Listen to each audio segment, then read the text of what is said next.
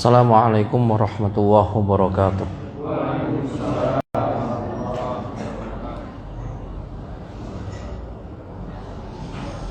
Innal hamdalillahi nahmaduhu wa nasta'inuhu wa nastaghfiruh wa na'udzu billahi min shururi anfusina wa min sayyiati a'malina. Man yahdihillahu fala mudilla lahu wa man yudlilhu fala hadiyalah. Asyhadu an la ilaha illallah wahdahu la syarika lah wa asyhadu anna Muhammadan abduhu wa rasuluh la nabiyya wa la rasula ba'dah. Allahumma salli wa sallim ala nabiyyina Muhammadin wa ala alihi wa sahbihi ajma'in. Ya ayyuhalladzina amanu taqullaha haqqa tuqatih wa la tamutunna illa wa antum muslimun. Ya ayyuhalladzina amanu taqullaha wa qulu qawlan sadida yuslih lakum a'malakum wa yaghfir lakum dhunubakum wa may yuti'illaha wa rasulahu faqad faza fawzan 'azima. Amma ba'du fa inna asdaqal hadithi kitabullah wa khairal hadyi hadyu Muhammadin sallallahu alaihi wasallam wa syarrul umuri muhdatsatuha wa kullu muhdatsatin bid'ah wa kullu bid'atin dhalalah wa kullu dhalalatin finnar. Berita gembira yang menyenangkan bagi seorang muslim, dan itu pernah terjadi di zaman Rasulullah. Artinya berita yang paling menyenangkan bagi sahabat Nabi itu berita diampuninya dosa. Berita diampuninya dosa.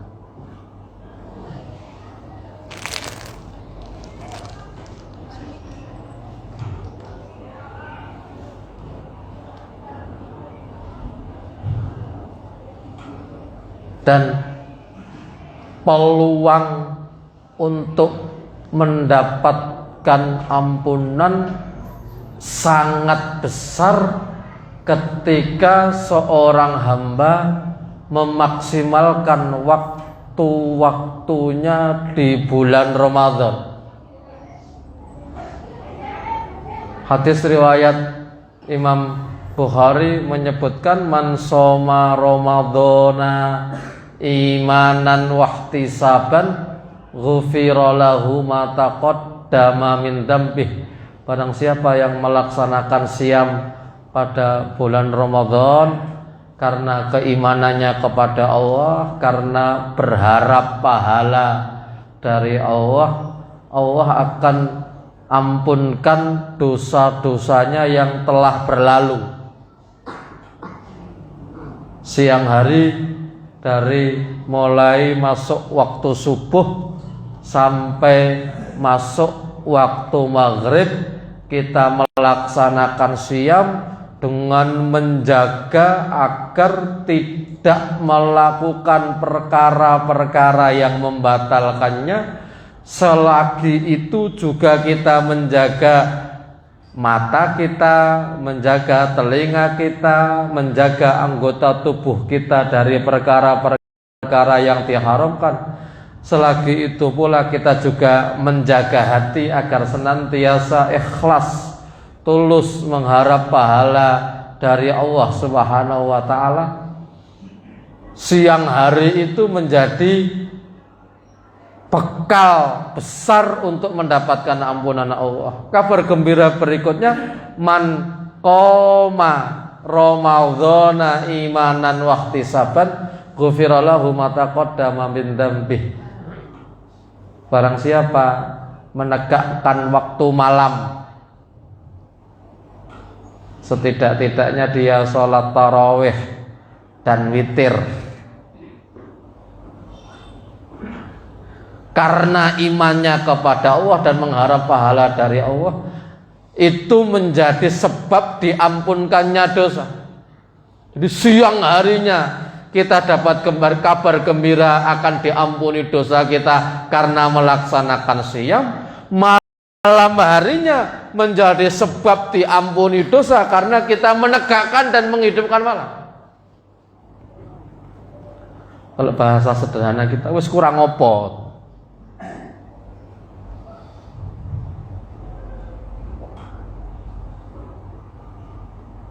Sementara kebiasaan Rasulullah beserta para sahabat-sahabatnya, kalau Ramadan itu mereka betul-betul menggunakan setiap waktu mereka untuk berakrab kepada Allah Subhanahu wa taala. Bahkan dalam satu keterangan di malam 25 Ramadan Rasulullah pernah mengajak beberapa sahabat yang masih tinggal di masjid selepas sholat isya yang mereka tidak terburu-buru pulang untuk melaksanakan sholat tarawih setengah malam.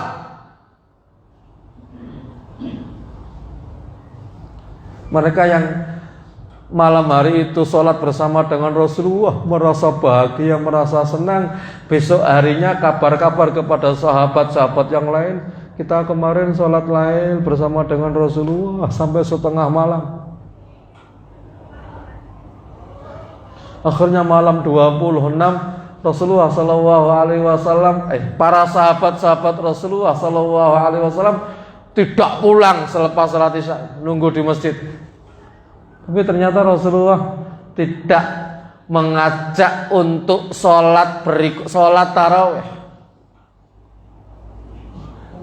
Malam 27 Rasulullah mengajak para sahabat, Rasulullah mengajak istri-istri beliau bersama-sama melaksanakan qiyamul Ramadan, sholat tarawih, sampai ada beberapa sahabat yang khawatir, jangan-jangan ini sudah masuk waktu subuh, kita belum sempat sahur.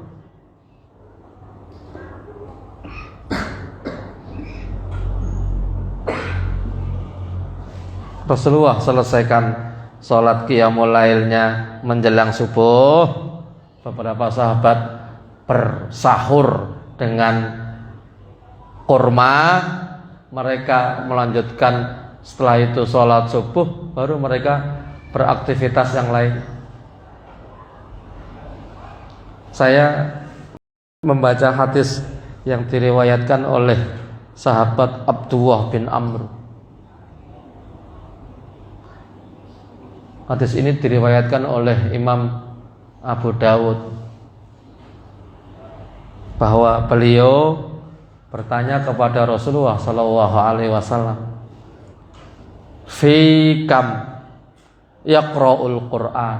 Ya Rasulullah, saya kalau membaca Al-Quran itu kalau terjed khatamnya berapa waktu? Qala, Rasulullah menjawab, arba'ina yauman, 40 hari sekali. Sahabat ini bertanya lagi, ya Rasulullah, saya bisa lebih daripada itu. Fi syahrin, kalau gitu khatamkan Al-Quran 1 bulan sekali. 1 bulan sekali. Kemudian Rasulullah menyebutkan dalam kesempatan yang lain, fi aishrin, khatamkan Al-Quran 20 hari sekali. Kemudian Rasulullah menyebutkan lagi fi khamsata asyarata, di 15 hari. Rasulullah menyebutkan lagi fi ashrin, 10 hari. Rasulullah menyebutkan lagi fi sab'in, 7 hari. Lam yazil an sab'in, Rasulullah tidak mengurangi dari angka 7. Ini riwayat Imam Abu Dawud. Disebutkan di dalam riwayat Imam Bukhari, ya Rasulullah, ana atiku aktsara min dzalik. Ya Rasulullah, saya mampu lebih banyak daripada itu. Jadi kalau saya urutkan, ketika Rasulullah ditanya oleh sahabat ini, Rasulullah menjawab, khatamkan Al-Quran 30 hari sekali. Kita khatamkan Al-Quran 30 hari sekali. Sehari kalau kita rata-rata kurang lebih 1 juz.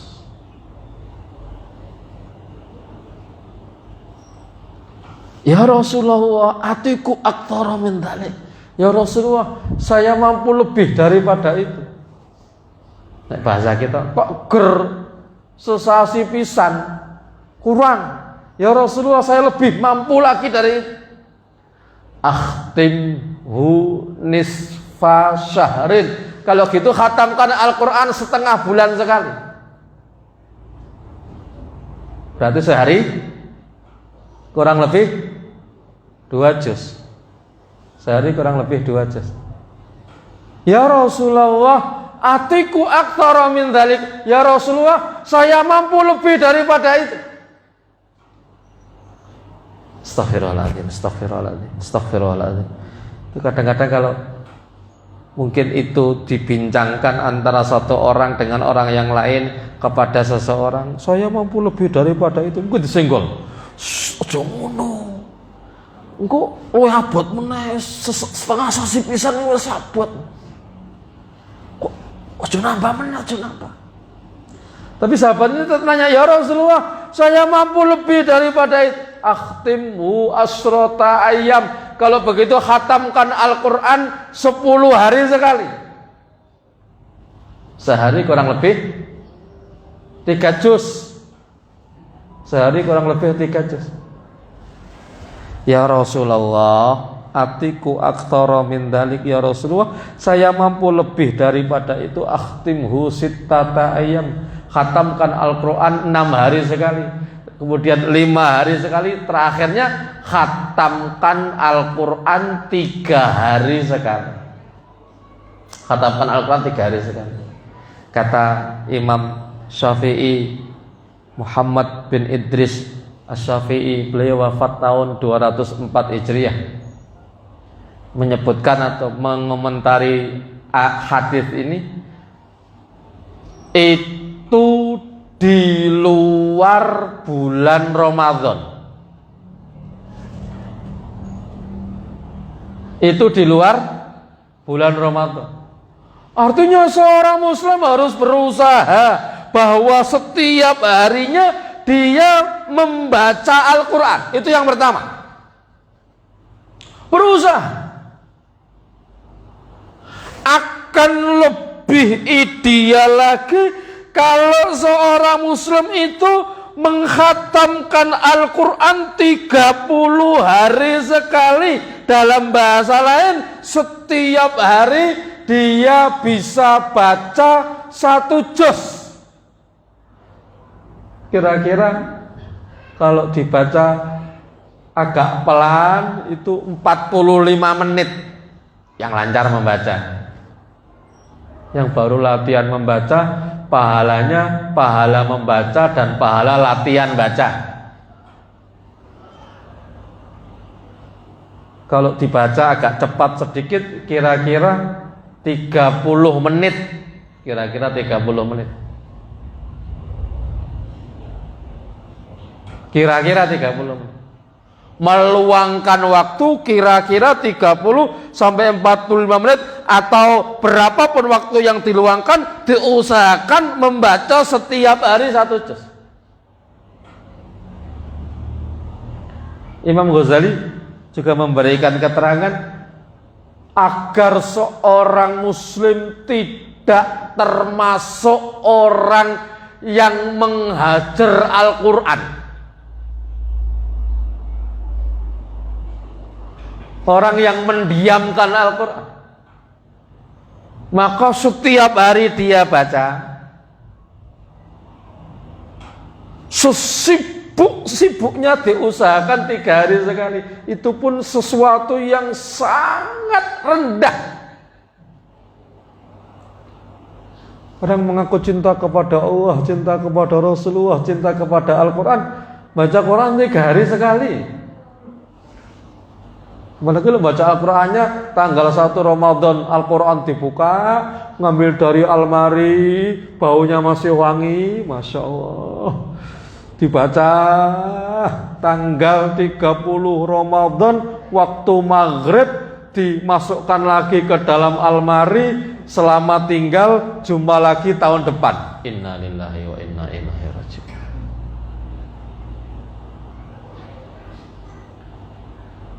Kembali kepada pokoknya, seorang muslim diusahakan setiap hari membaca tilawatul Quran, membaca atau tilawatul Quran akan lebih kepada menenangkan hati jika seorang muslim mampu membaca setiap hari 1 juz. Kata Imam Ibnu Qayyim bahwa sehari 1 juz itu bukan patokan. Bukan patokan. Ada orang hari ini sibuk sekali, dia cuma punya waktu sesaat dan singkat, akhirnya dia mungkin baca barang 1 lembar 2 lembar, barang 10 ayat 20 ayat. Tapi di lain hari lagi beliau punya waktu luang, kemudian dia memaksimalkan waktu luang itu untuk tilawatul Quran. Tapi rata-rata diusahakan 1 bulan khatam sekali. Sekali lagi, itu di luar Ramadan. Itu pun hadisnya, ya Rasulullah saya mampu lebih daripada itu. Disuruh setengah bulan sekali, berarti sehari 1 juz. Kembali kepada perkataan Imam Syafi'i, kalau seorang muslim ingin membaca Al-Quran di luar Ramadan, 3 hari sekali khatam maksimal. Kecuali mereka yang sedang tahfidzul Quran, sedang menghafal Al-Quran, ada setoran dalam sehari itu 30 juz, silahkan. Kenapa harus 3 hari sekali maksimal? Dikhawatirkan tidak sempat memahami isi dari Al-Quran. Karena hari ini banyak orang hafidhul Quran, menghafal Al-Quran, dia hafidhul Quran, tapi dia enggan untuk memahami isi dari Al-Quran. Padahal bagian daripada keterangan dari surat ke-20, surat Toha, ayat 124, waman a'radha an dzikri fa inna lahu ma'isyatan dongka wa nahsyuruhu yaumal qiyamati a'ma. Imam Al-Qurtubi di dalam tafsir beliau Al-Jami' li Ahkamil Quran tahun 671 beliau wafat. Imam Al-Qurtubi, keterangan waman a'radha an dzikri, barang siapa berpaling dari mengingatku, maka baginya kehidupan yang sempit. Kalimat a'radha, kata beliau, agar terhindar dari kalimat a'radha an dzikri, berpaling dari mengingatku, maka cara untuk mengingat Allah adalah an kitabi wa tilawatihi wal amali bima fi. Boleh sebutkan 3. Barang siapa berpaling dariku, artinya dari Al-Quran, berpaling dari membaca Al-Quran dan mengamalkan apa yang ada di dalam Al-Quran. Jadi mohon maaf, di sana tidak cuma tilawah membaca Al-Quran, tetapi bagaimana seorang muslim juga berusaha memahami isi daripada Al-Quran semampu beliau, agar tidak termasuk bagian daripada berpaling dari mengingat Allah. Apa? Kita fahami Al-Quran, kita baca Al-Quran, kita amalkan Al-Quran. Kalau orang meninggalkan 3 perkara itu, fa inna lahu ma'isyatan dongka, maka kehidupannya akan sempit. Kata Imam Hasan Al-Basri, itu dimudahkan baginya. Kalimat sempit, kehidupannya akan sempit, itu artinya dimudahkan baginya mencari atau mendapatkan rezeki yang haram disusahkan mendapatkan yang halal. Sederhananya, mohon maaf, melamar jadi tukang sapu di sebuah tempat tertentu ditolak, melamar menjadi tukang cuci piring di sebuah warung tertentu ditolak, melamar lagi di pekerjaan tertentu ditolak. Begitu ada tulisan pabrik ciu, melamar langsung diterima.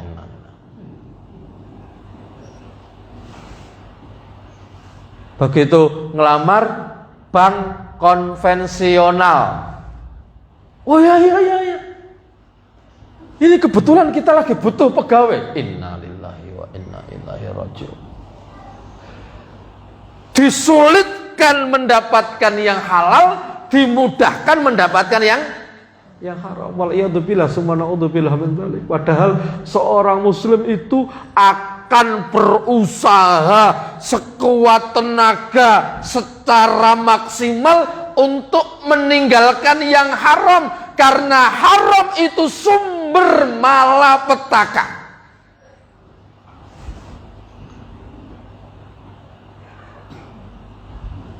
Bagaimana dia tidak sumber malapetaka? Makanan haram itu menjadi penghalang doa-doa dia kepada Allah Subhanahu wa taala. Bagaimana seorang muslim hidup tanpa doa? Doa itu senjata seorang mukmin. Doa itu senjatanya orang mukmin.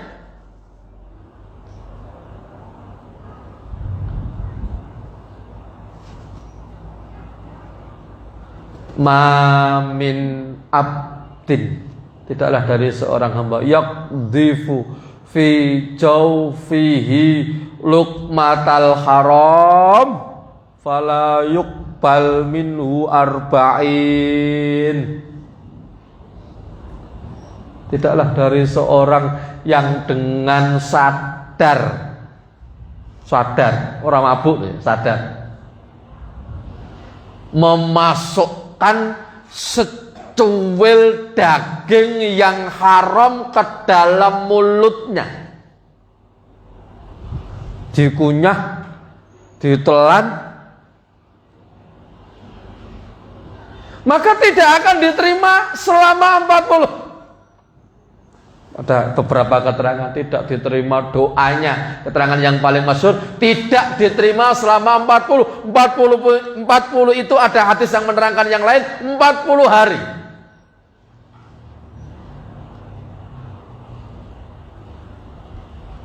Tanggal 10 bulan Maret dia makan haram. Setelah itu halal.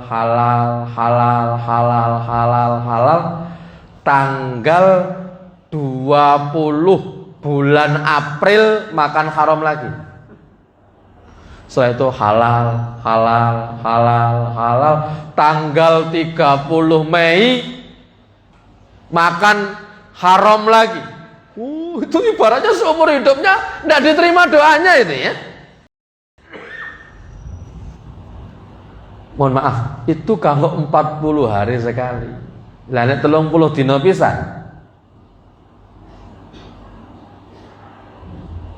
Lah nek 10 dina pisan. Lah kalau sehari 3 kali.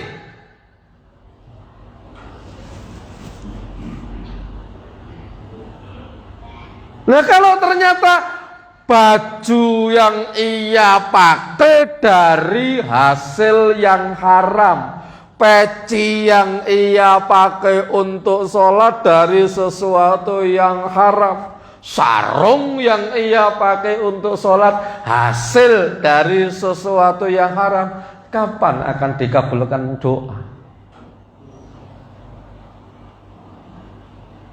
Maka Imam beliau Hasan Al-Basri menyebutkan, fa inna lahu ma'isyatan dongka, baginya kehidupan yang sempit. Sempitnya seorang muslim itu ketika disusahkan mencari rezeki yang halal, dimudahkan mendapatkan yang yang halal. Wa na'udzubillah min dzalik, summa na'udzubillah min dzalik. Kalau kita harus disusahkan mendapatkan rezeki yang halal.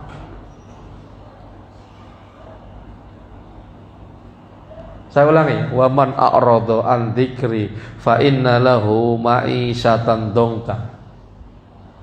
Barang siapa berpaling dari mengingatku, berpaling dari mengingat Allah, maka baginya kehidupan yang sempit. Kehidupan yang sempit, salah satu pengertian dari sekian banyak pengertian itu adalah disusahkan mendapatkan yang halal, dimudahkan mendapatkan yang halal.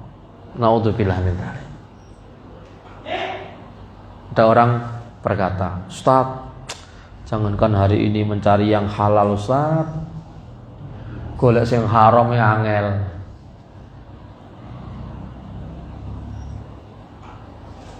Allah berikan kesempatan kepada saya ketemu dengan orang yang menyatakan itu. Hari ini nyari yang halal, nyari yang haram aja susah, apalagi yang halal. Ya saya nyeletuk, astagfirullahaladzim. Itu celutukan saya kurang lebih begini. Lah ngapunten lah nek podo-podo angele mbok golek sing halal wae.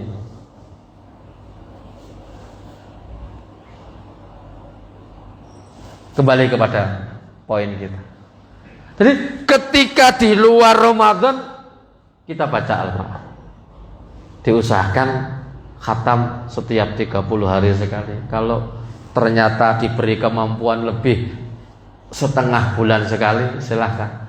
Kalau ternyata diberi kemampuan lebih, ternyata bisa 10 hari sekali, silahkan. Tapi jangan lupakan memahami apa yang ada di dalam Al-Quran. Bukan hanya sekedar memahami, jangan lupakan bagaimana kita berusaha mengamalkan Al-Quran. Bismillah.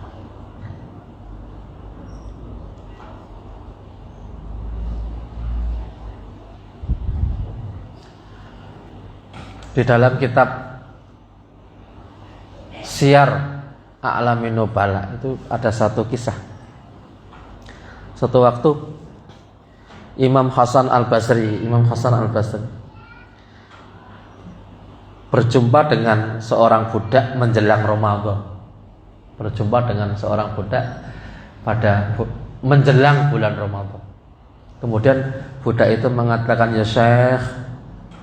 Syekh, tolong nanti kalau Anda punya kesempatan menyampaikan dalam sebuah majelis ilmu, sampaikan tentang keutamaan memerdekakan budak.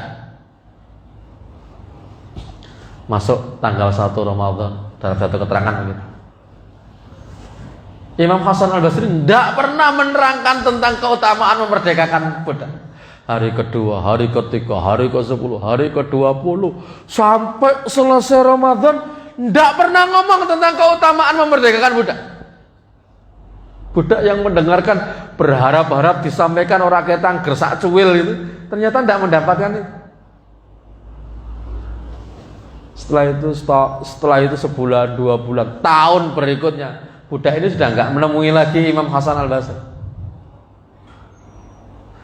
Di hari pertama beliau diberi kesempatan untuk menyampaikan kebenaran, beliau sampaikan tentang keutamaan memerdekakan budak.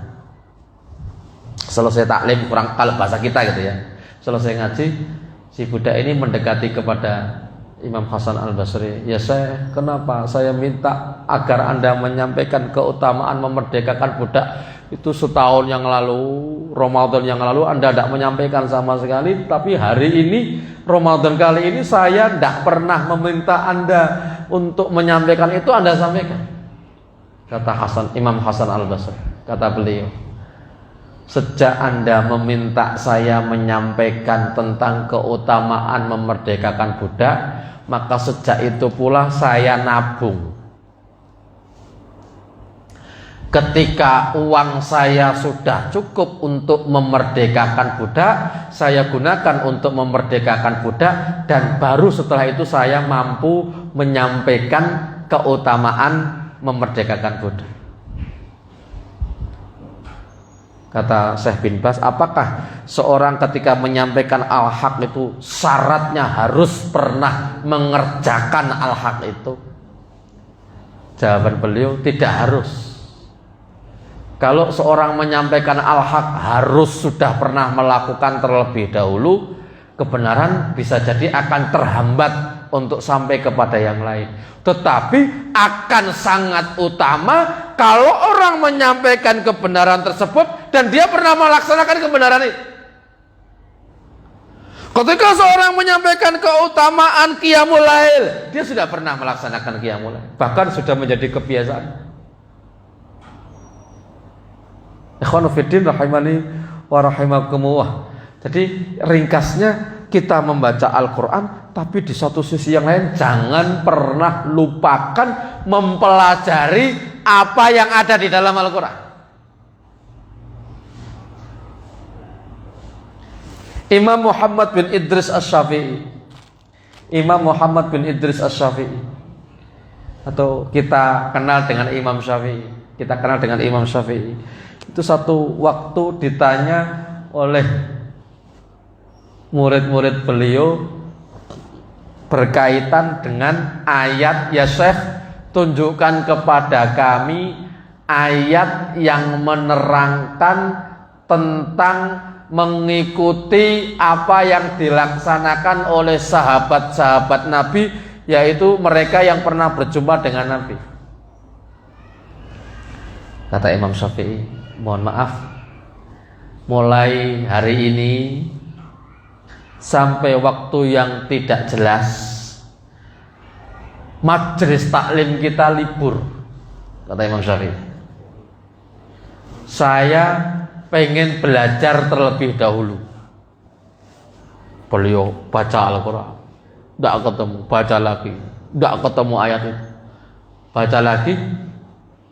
Setelah dia pahami setiap bacaan itu, baru wa may yushaqiqir rasula min ba'di ma tabayyana lahu wa yattabi ghaira sabilil mu'minin. Ya, saya agak potong tadi ya. Ada kalimat wa yattabi, sudah dikasih tanda. Keterangan dan tidak mengikuti jalannya orang-orang mukmin. Itu setelah dikaji Imam Syafi'i, wa yattabi ghaira sabilil mu'minin, itu artinya dan mereka tidak mengikuti jalannya para sahabat. Baru setelah itu dia fatwakan ayat 114 dari surat An-Nisa inilah yang menjadi dalil tentang kita itba kepada para sahabat Nabi, karena mereka dianggap orang-orang yang paling paham dengan apa yang disampaikan oleh baginda Rasulullah Muhammad SAW.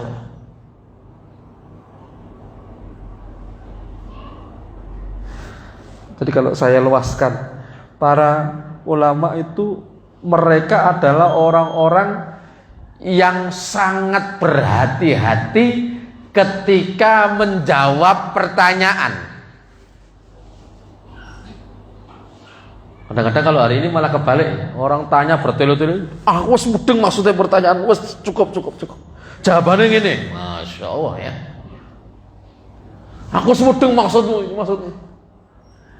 Kalau dahulu didengarkan pertanyaan itu sampai selesai.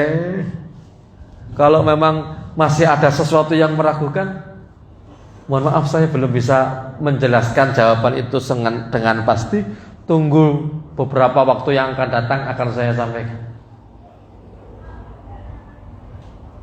Dan mereka menjawab, ana la adri, saya belum tahu. Itu adalah sesuatu yang keluar dari lisan mereka tanpa ada rasa malu.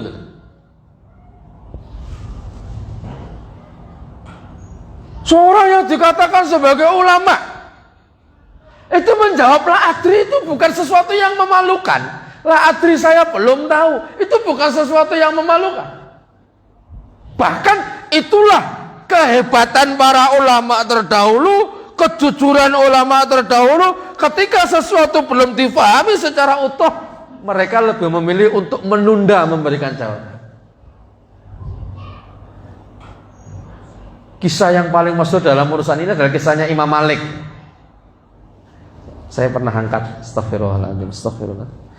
Ada seorang laki-laki jalan-jalan, jangan dikomentari orang gawaannya gerut melaku. Orang laki-laki jalan-jalan, di tengah jalan dia melihat ada orang mabuk.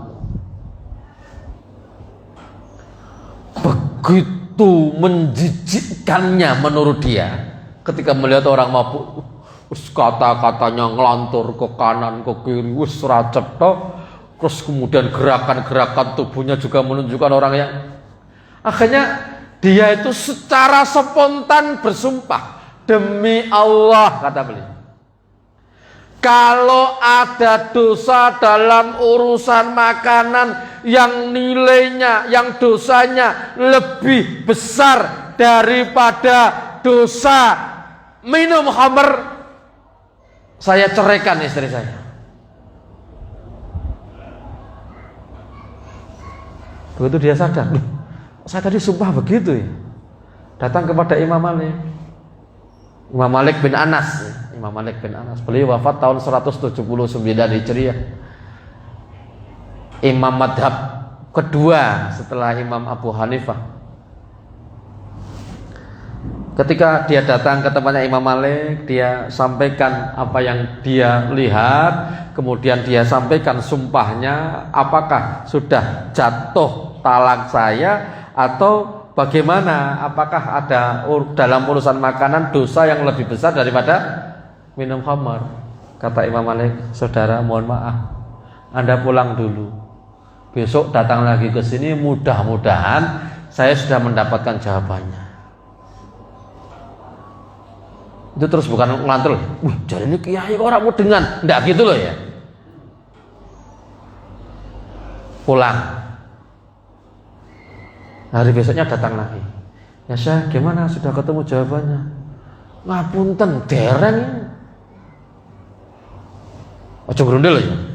Jenengan tenanan apa ora nek goleki ya? Ini orang yang haus dengan ilmu itu tidak akan pernah mencela, tidak akan pernah memaki, tidak akan pernah memaksa syekhnya untuk segera memberikan jawaban. Beliau pulang. Hari berikutnya datang lagi, ya Syekh, bagaimana, sudah ada jawabannya? Ini saya sudah ketar-ketir. Nggih, ngapunten dereng niku. Pun ejeng-ejeng. Jenengan mriki mulih, mugi-mugi pun nanten jawabanipun. Pulang. Hari berikutnya, hari keempat itu yang saya baca. Datang lagi. Ya saya, gimana jawabannya? Astagfirullahaladzim. Imam Malik menjawab, sumpah kamu bahwa kamu akan menceraikan istri kamu kalau ada dosa dalam urusan makanan yang lebih besar daripada dosa minum khamr, itu betul-betul terjadi. Karena ternyata memang ada dosa dalam urusan makanan yang lebih besar daripada dosa khamr. Wah, itu langsung jatuh talak satu. Laki-laki ini jawab, biasa, kalau saya boleh tahu, dosa dalam urusan makanan ini dosa apa? Kok sampai dosanya lebih besar daripada khamr? Beliau Imam Malik menjawab, dosa riba. Dosa riba.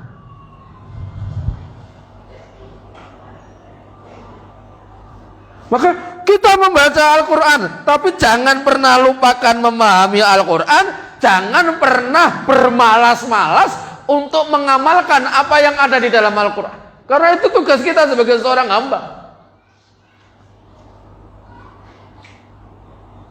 Walaupun ada kekhususan, ini kembali saya merujuk kepada kata-kata Imam Syafi'i. Itu di luar bulan Ramadan, khatam maksimal 3 hari sekali. Adapun ketika bulan Ramadan, khatamkan Al-Quran sesukamu. Dalam arti semaksimal yang kamu bisa lakukan. Kitab Mukhtasar Minhajul Qasidin yang ditulis oleh Imam Ibnu Qudamah Al-Maqdisi menyebutkan Imam Syafi'i itu kalau Ramadan beliau rata-rata khatam 60 kali. 60 kali ya kan? Sedina sewengi khatam ping kalih.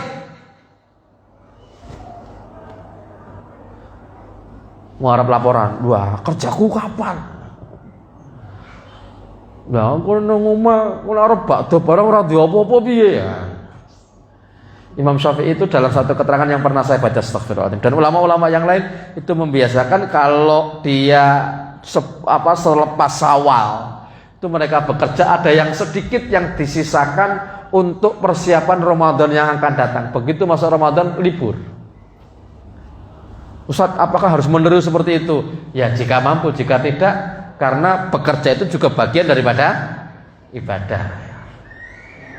Coba mari perbanyak membaca Al-Quran ketika bulan Ramadan. Perbanyak membaca Al-Quran ketika Ramadan. Utsman bin Affan, beliau khalifah ya, khalifah.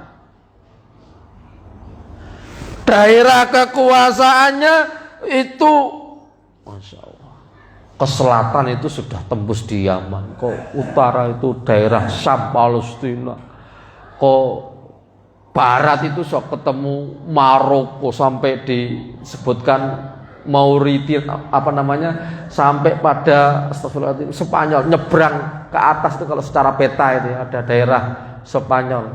Kemudian ke daerah Asia, Irak, Iran itu sudah dikuasai. Bayangkan seorang memimpin daerah sebesar itu. Itu kalau Ramadan beliau khatamkan Al-Quran 30 kali. Utsman bin Affan ya khalifah, memikirkan umat sedemikian rupa, memikirkan rakyat sedemikian rupa. Itu kalau Ramadan beliau khatam Al-Quran 30 kali.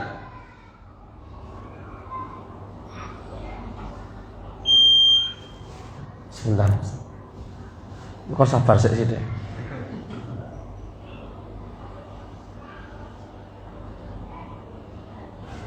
Saya pernah astagfirullahaladzim, membaca satu keterangan. Karena Pak Utsman bin Affan tetap berakrab-akrab dengan Al-Quran, bahkan di akhir hayatnya pun beliau masih berakrab-akrab dengan Al-Quran. Sebagian ada yang memberikan keterangan, Utsman bin Affan itu sadar kalau memimpin negeri seluas itu kok mengandalkan akalnya, itu ratekan. Secerdas-cerdasnya itu ratekan.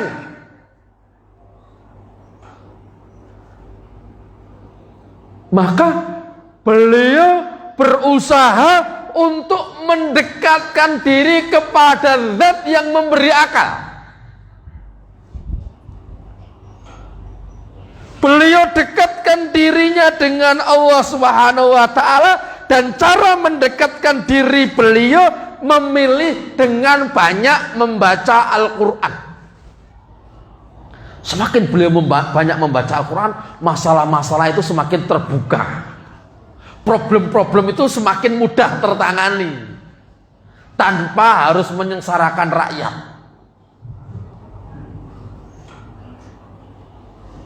Umar bin Khattab radhiyallahu an itu pernah mengalami kesusahan memikirkan negeri Syam pada saat itu. Kenapa? Kalau beliau utus gubernur ke sana, itu selalunya diprotes oleh warga situ dan sebulan 2 bulan mengundurkan diri. Bukan nambah loh ya, mengundurkan diri. Kirim lagi gubernur terbaiknya, bawa ke sana 2 bulan 3 bulan mengundurkan diri. Kirim lagi terbaiknya, mengundurkan diri. Merasa tidak mampu. Sampai beliau mikir lama, diteliti siapa sahabat yang kira-kira pantas untuk menjadi gubernur di daerah Syam.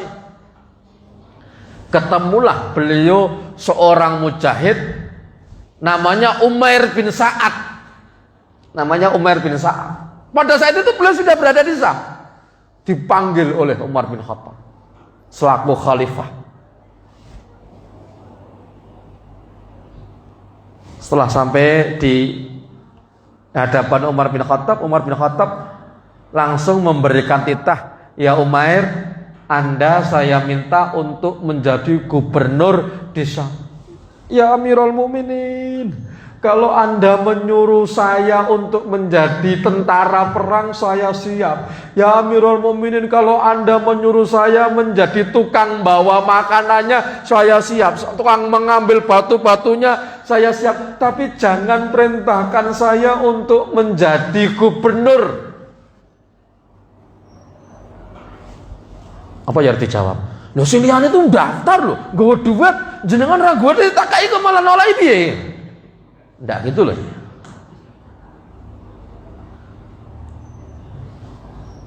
"Ya Umair, ini perintah. Kamu sudah paham? Baiklah ya Amirul Mukminin. Berangkat dia ke Syam. Jadi gubernur di sana. Setahun menjadi gubernur. Tidak ada berita. Umar bin Khattab tidak pernah mendengar berita apa di kota Syam, tidak pernah mendapatkan keluhan juga, tidak pernah. Pokoknya orang ini beritanya blas, macet. Akhirnya beliau utus orang terbaiknya untuk mendatangi siapa namanya tadi, Umair bin Sa'ad.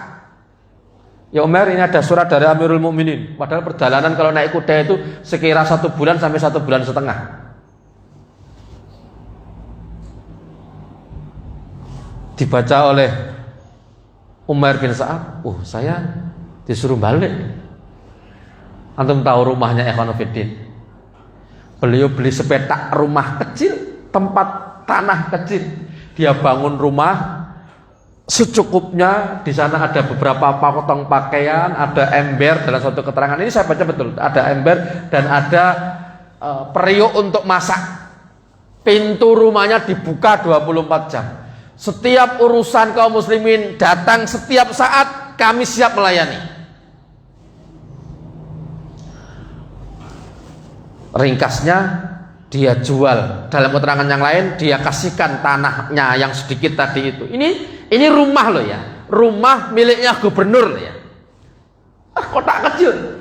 Dia kasihkan kepada orang, "Ya gubernur, Anda dulu beli, ini saya beli aja. Kalau Anda beli silakan, tapi uangnya berikan kepada yang membutuhkan." Dia bawa pakaiannya, dia bawa ember sama, kalau bahasa kita apa, panci, kendil. Datang menghadap ke Amirul Mukminin jalan kaki. Sekira 3 bulan perjalanan. Datang sampai kepada Umar bin Khattab, berjumpa dalam suasana yang sangat capek dan letih.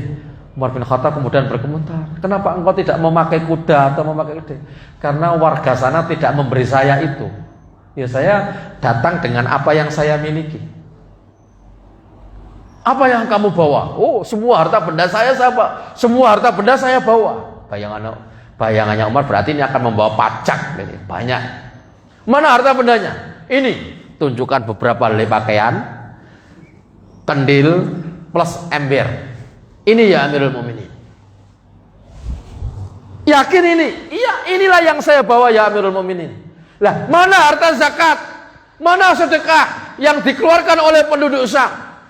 Apa kata Umair bin Sa'ad? "Ya Amirul Mukminin, sejak Anda memerintahkan saya untuk menjadi gubernur, maka seluruh uang zakat, seluruh uang sedekah yang masuk di pemerintahan pada saat itu langsung saya gunakan untuk rakyat tanpa ada yang tersisa. Jadi mohon maaf, selama masa itu pula saya tidak pernah mengirim apapun kepada Amirul Mukminin."